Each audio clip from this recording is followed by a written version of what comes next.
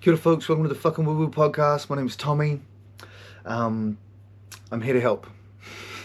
I'm just going to try and leave it there, okay? No disclaimers. I'm here to fucking help. You want some help?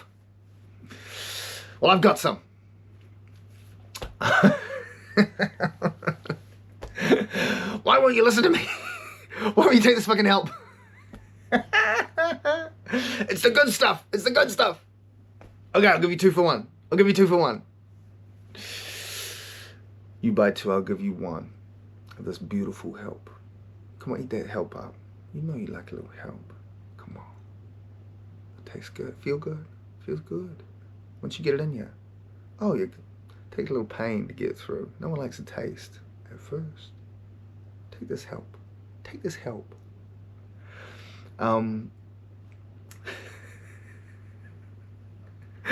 I gotta start again, right? No one wants to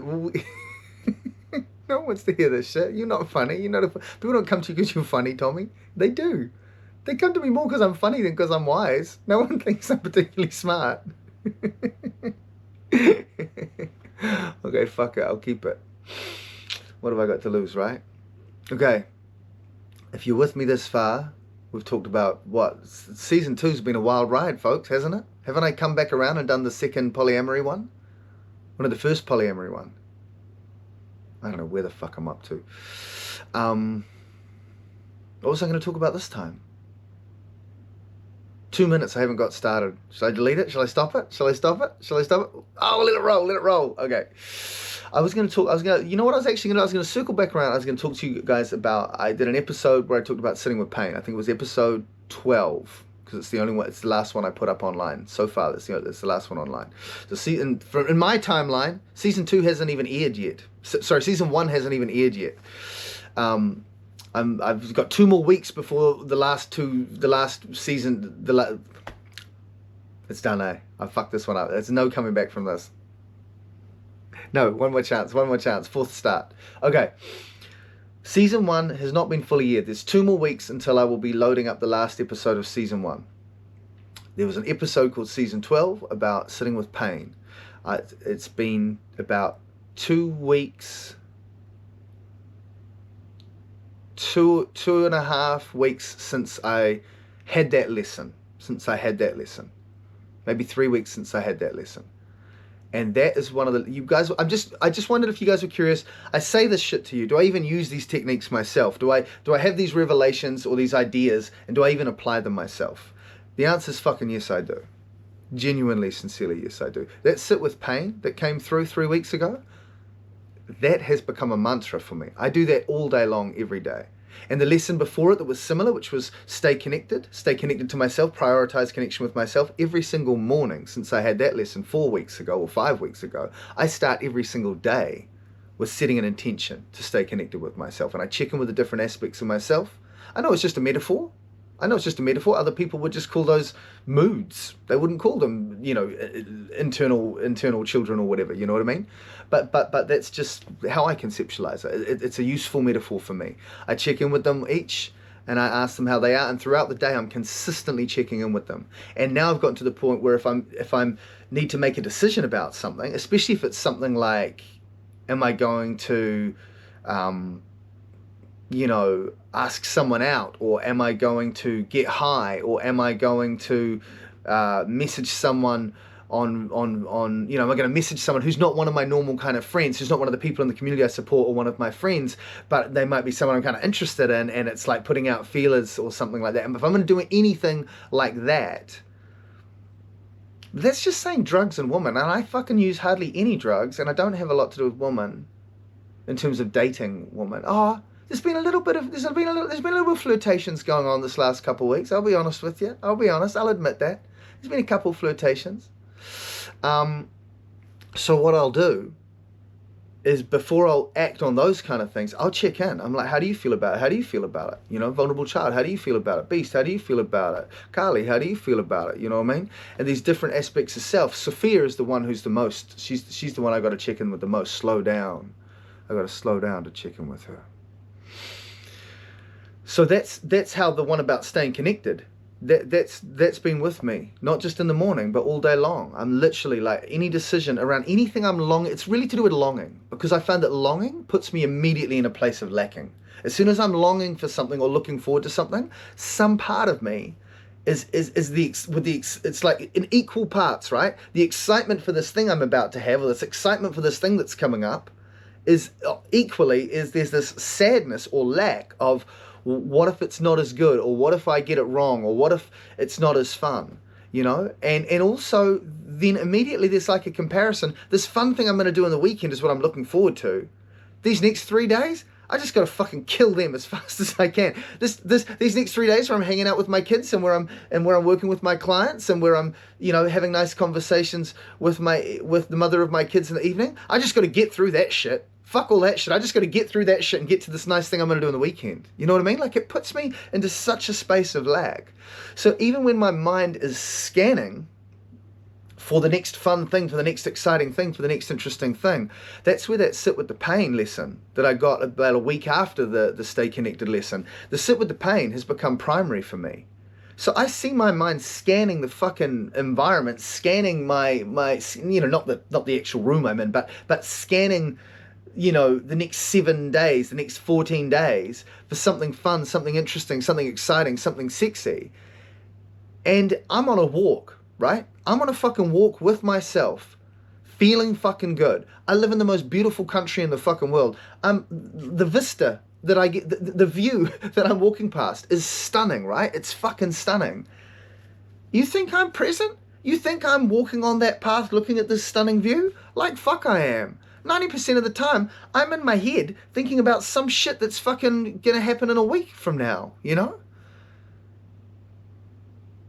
This sit with pain, which felt such a brutal lesson, this sit with pain pulls me back into the moment. It's really sit with the moment. It's sit with what is, And I can be walking and sit with what is. The sit is very metaphorical. I come back to this moment. Tommy, don't think about fucking whether or not that woman who you message is going to message you back. Be here with me, man. Stay with me. And there's often a little bit of pain with me. Sit with me. Stay with me. Don't run off to that thing. Oh, but I want to. Sometimes the pain is simply that I want to think about something and I'm not letting myself. And it's not to be punitive. It's not because I want to be a fucking saint who doesn't think about things he likes. It's just because when I do that, I feel this discomfort. Oh, I really want to think about this thing. It's like, no, we're not going to think about that thing. Oh, I'm missing out. What are you afraid of, Tommy?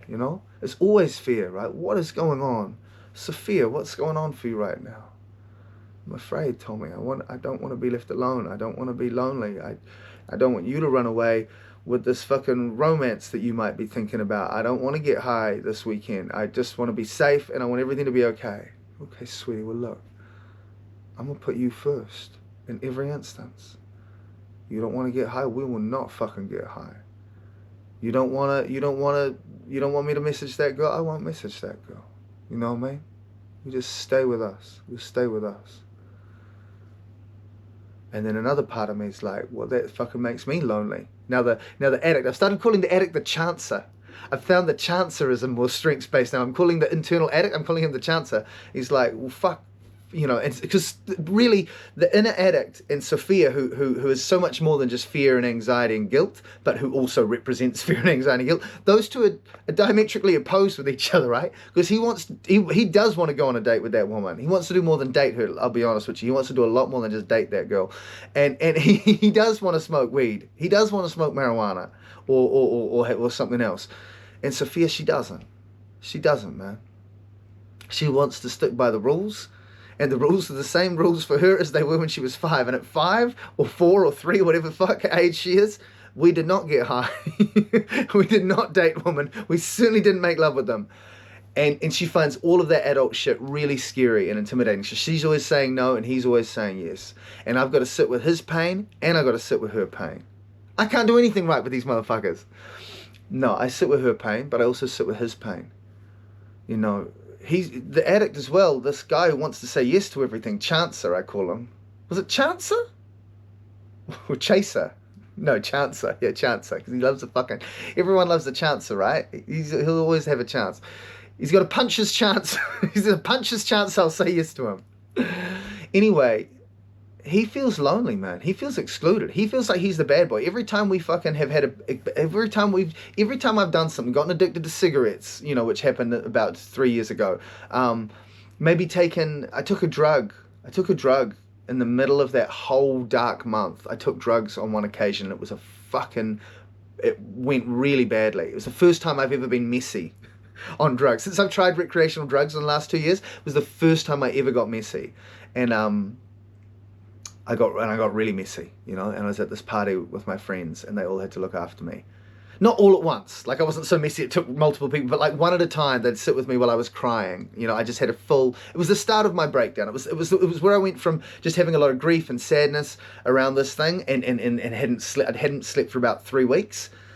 And it was like the straw that broke the camel's back. I took this drug. So anytime I've had an experience like that, it's the addict who feels like he's fucked up and let me down. He got me addicted to cigarettes. He told me to take that drug. He had the extra thing which I didn't need. He's the one who got me, you know, and I was going to only smoke pot once a week. He's the one who I had it 3 times and la la la la. He's the reason I've got this MDMA hangover, whatever the fuck. Like, and he feels that he's the bad one. He always gets the blame. And so I've had to realize, pull him back in. I fucking love you. It's not, and I said to him, man, look, dude, it's not your job. It's not your fucking job to feel like you belong with the rest of us. It's not your job to feel like you belong with the rest of us. It's our fucking job to make you belong. It's our job to give you that belonging. You know what I mean? Of course you feel like you're on the outside. Every time anything goes wrong, it's, oh, fucking, that was the addict that did it. You know what I mean? He's more fucking multidimensional than just a fucking saying have more. Just like Sophia's more multidimensional than saying don't have any. And they're nuanced, and I need to sit with them and spend time with them. So that's one way, sitting with the pain. I see my mind moving into just it. You know, it's always wanting the next fun thing, the next shiny thing, the next pleasurable thing, and I pull it back. I'm pulling it back all day long, guys. I see it doing its thing, and I say, come back to me, come back to me. We're just talking about attention and focus. Where are we putting our attention? Where are we putting our focus? Bring it back to me. Bring it back to self. Bring it back to connection. Bring it back to spirit. If you want to think about some shit, why don't you think about your kids? Why don't you think about what your kids need? You're going to have one-on-one time with your kids tonight. Or you're the one looking after your kids tonight. Think about something interesting and fun you could do for them. How much fucking time do you spend thinking about fun things that could make the evening with your kids more fun? How much time do you spend thinking about that compared to how much time you think about fucking smoking marijuana on the weekend? Compared to texting some pretty girl who might be interested in you. You know what I mean? You think about it like that, the disproportion is fucking a bit embarrassing. You feel a bit shameful, like, fucking hell, what an asshole dad I must be. You know, the mind is, for me, and I don't know about you guys, but the mind for me, I'm just attracted to shiny, bright things. You know what I mean? Things that are high excitement. But anything that's high excitement, the way I'm wired, I go into a state of longing. I'm longing for that high excitement. I'm longing for that high pleasure. And as soon as I'm longing for something, I'm in lack. I'm in lack because I'm longing for something that isn't here now, first of all. So I'm longing for a moment that's not the moment I'm in. So immediately I'm out of this moment into that fucking next moment that I'm longing for some shit. And then I'm longing for something that's not guaranteed. So it's not guaranteed I'm even going to have that experience. So now I'm in fear because it might not turn out the way I want it to turn out. You know? I even had it with my friend the other day. I was going to see my friend. And he's a friend I'd had it kind of falling out about 10 years earlier with the dude. But we still loved each other. It kind of affected us, our friendship. And it's never been the same since. And I was looking forward to seeing him. We're just going to have a fun night together. We're just going to go and get dinner. We're going to hang out. You know, it was maybe one of the nights we were going to maybe have some Santa Maria, have some marijuana, or something, like some little thing to make it more fun. And I just had this lesson a couple of weeks ago about fucking, you know, that drugs don't give you fun. Drugs just change your awareness. It's fine to have drugs, you know, if you're going to have, whether it's recreationally or medicine-wise, whatever. It's fine, it's all right. I give myself permission to do that nowadays. But it's not going to give me fun. It's not going to give me a good time. It's just going to shift my perspective. It's going to change my awareness. The fun, that has to come from inside. The joy has to come from inside. It's not a Band-Aid. It's not going to cure me. If I'm not having a fun night, if I'm not feeling good inside myself, taking drugs is just going to change my perspective on feeling anxious or feeling heartbroken or whatever, you know? Like, the drug is going to change my perspective. It's not going to give me a good time. And that's been a big realization for me. Anyway, I was thinking about hanging out with him, and I realized I was fucking using him. Like, I was using him. Like, I didn't want to get present with him. I didn't want to get real with him. I didn't want to sit with the pain with him. I was willing to sit with, like, I'm sitting with pain, sitting with fear when it comes to me. In terms of my human relationships, I'm still treating them the same way I used to. It's like, no, I want to have a fun time with this guy. Him and me haven't had much time together over the last 10 years. We're going to hang out for the first time one-on-one in like fucking 5 years. Yeah, I want to have a fun time. And it was like, nah, man. You need to fucking show up for this guy. You and this guy haven't spoken about the fucking things that tore you apart 10 years ago. He was your best fucking friend. And you haven't spoken about those things, honestly. Not since it happened. He deserves better from you than fucking trying to have a fucking good time with him. Let's go get high. Let's get fucking honest, man. Let's get real. Yo, he didn't sign up for that shit. You know what I mean? But it's like, no, sit with your pain. Sit with the discomfort, Tommy. That's the conversation that needs to happen. Not going out and getting fucking high. You know? And I honored that. I honored that. And before we went on to Cuba Street, before we got a meal, we sat together and we talked for a fucking hour and a half. And we talked about all of it. And we healed so much together. Fuck, it was beautiful. It was actually one of the most profound, beautiful experiences of my life. It got real deep.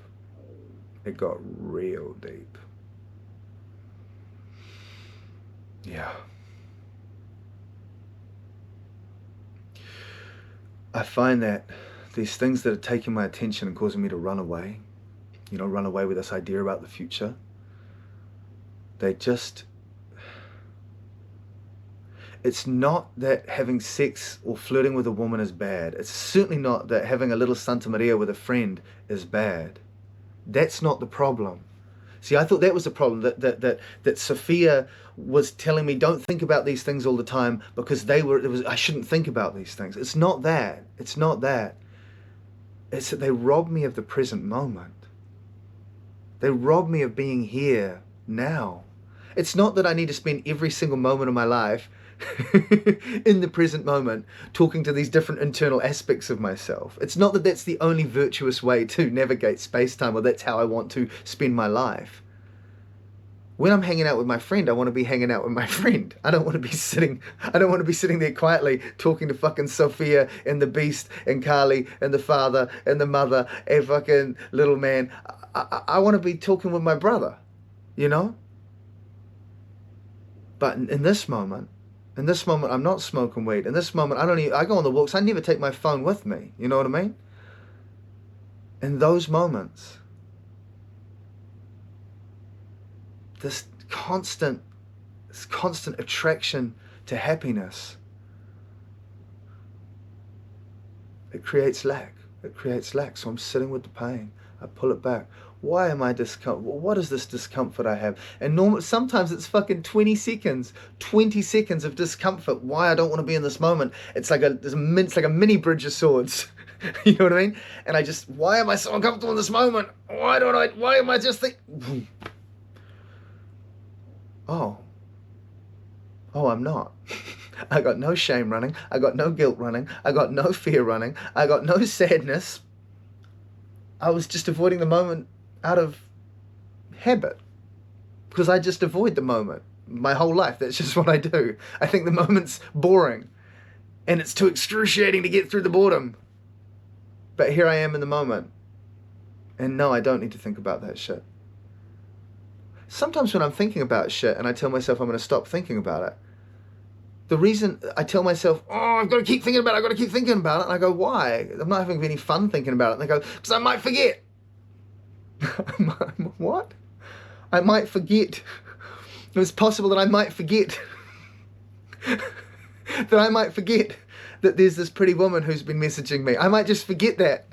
I have to think about that for the whole next hour, or I might forget, and I might not message her back, and I might miss out. Tommy, have you fucking met me? Do I forget about exciting shit? Do I just forget that there's this beautiful woman who started messaging me recently? Is there a real chance I might forget to fucking remember that? I ain't gonna forget about shit, man. All I'm gonna forget about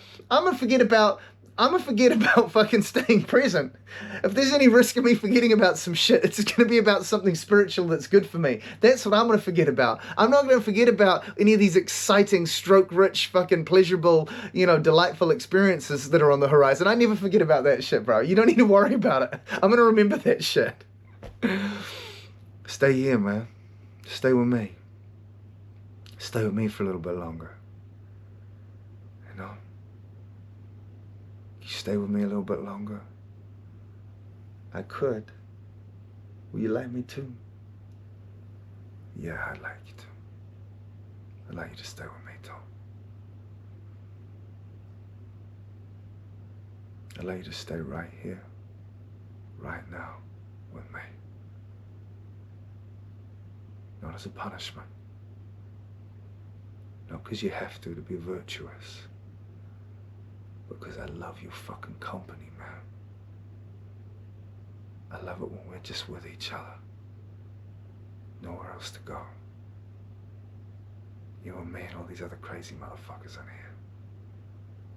Just navigating space-time. Just looking at the beauty of this field. The stunning beauty of the hilltops. The clouds. How the heather smells out here. Your pulse, breath in your lungs. Just to get to be here on this planet, in this body. This is so fucking precious right now.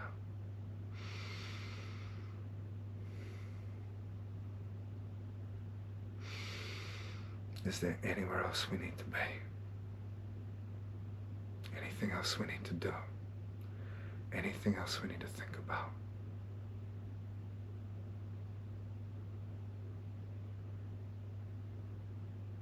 Shit, motherfucker, I could stay here all day with you. I love you.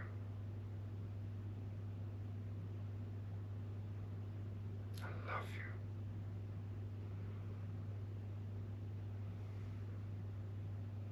Yes, I'll sit with pain. You got some pain going on, man. You got any pain right now?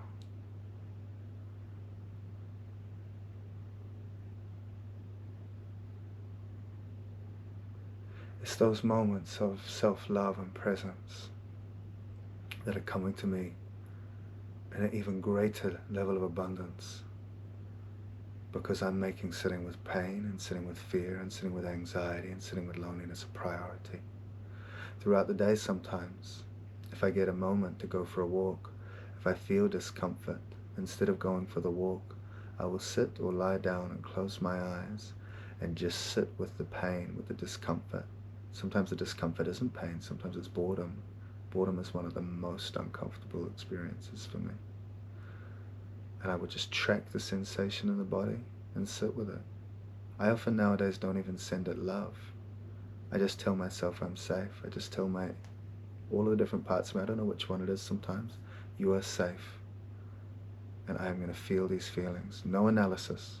Not working out what primal wound it comes from, which childhood experience it might be rubber banding me back to. I'm just going to sit with the sensation, the emotional sensation, and the physical sensations in the body. I would just sit. Just to experience the energy in the body. Not even trying to heal it anymore. Not even trying to move it on. I have found there has been information at times in that process, information in that pain that I had no idea was there. Information that's very important, lessons, understandings. And by sitting with pain and fear and sadness and loneliness and anxiety and boredom as a practice, I have so much more access to the present moment. Trying to be present, trying to be in the now, has never worked that well for me.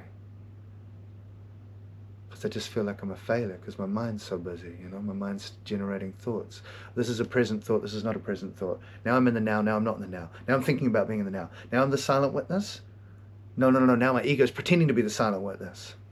I can't work it all out, guys. I can't find a way there reading Eckhart Tolle's Power of Now. I love his book. It's more listening to the audio book of it on headphones walking through the forest.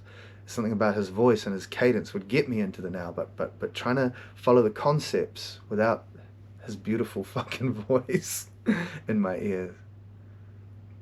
Don't get me wrong, I'm not saying it's not a brilliant roadmap. It's probably one of the most beautiful roadmaps. It's probably one of the best possible ways to try and get you there. It just wasn't working for me. I'm not doing him justice. It's incredibly helpful. It's incredibly helpful, that book. But for me, I've found sitting with pain to be a practice that works for me. Everyone's different, right? What works for me is sitting with pain as often as I possibly can, to the point where I'm no longer trying to push pain away. I'm not just not trying to push it away. I'm like going looking for it. You know what I mean? Not creating it. Don't get me wrong, I'm not about creating pain in this life. Not for myself and certainly not for others. But instead of scanning now for what's the next happy thing that I can obsess about, I'm scanning. Is there some discomfort in me? Is there something unresolved? Is there something asking for attention? I'm looking for that now.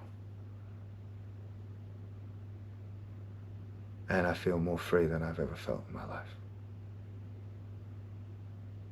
More connected. And this beautiful thought the other day,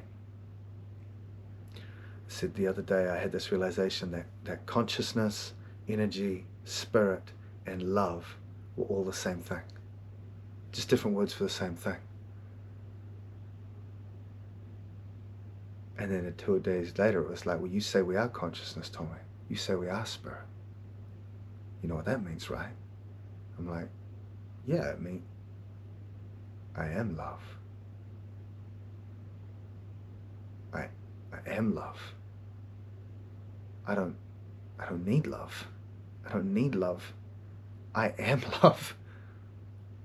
That's what I am. That's what we are. We are love. That's like if you believe we're consciousness, if you believe we're spirit, the true nature of spirit and consciousness is love. Like, I don't know, we're getting pretty fucking woo-woo at this point, but like I am love. I am love disguised into infinite little pieces that experience themselves as separate, but my true identity, my true nature is love. I run around this planet seeking love, seeking desperately to feel loved. Motherfucker, you are love. You can't get love from that girl. You can't get the feeling of love from MDMA. Don't you know who you are?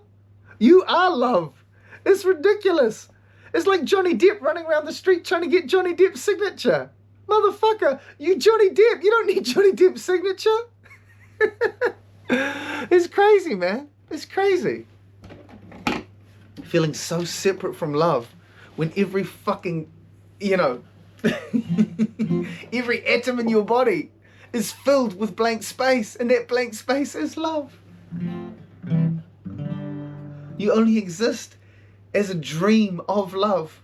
The dream that like a loving dream, that love itself is happening is the only reason you experience yourself as existing in the first place. You feel so love deprived. Our whole lives chasing this love.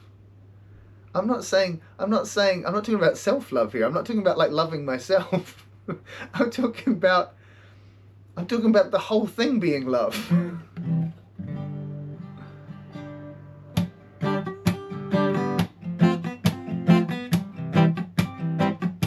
Oh, that's nice. The battery's about to die, so I'm going to keep this freestyle short. I'm talking about the whole thing being love, yeah. I'm talking about the whole thing being love. That's right, we come from above, And this whole thing is love. This whole thing is love. This whole thing is love. I thought the love of the world, the love of the herd, the love of the lion, yeah. The love of the drug, the love of above, the love of Zion, yeah. We got the love of the herb, the love of the word, the love from above, yeah. The love from the love from the bud, the love from the dove. We're singing 'cause we're rapping, riley, getting on styling. When I be freestyling, I walk outside it, I be like silent. I'm gonna get my mind right, I'm gonna get you up in this bitch, you're getting violent. You gon' get the longing, now I'ma get you strung in. Now you get in the lacking, you go back and forth, right? So I'ma give you this one time to realize that it's inside and open wide. 'Cause we are love, love, love. We are love, yeah. We are love, yeah. Oh, we are love, and we are love, we are love, we are love, yeah. And we are love, yeah. Have a beautiful day, folks. You are love.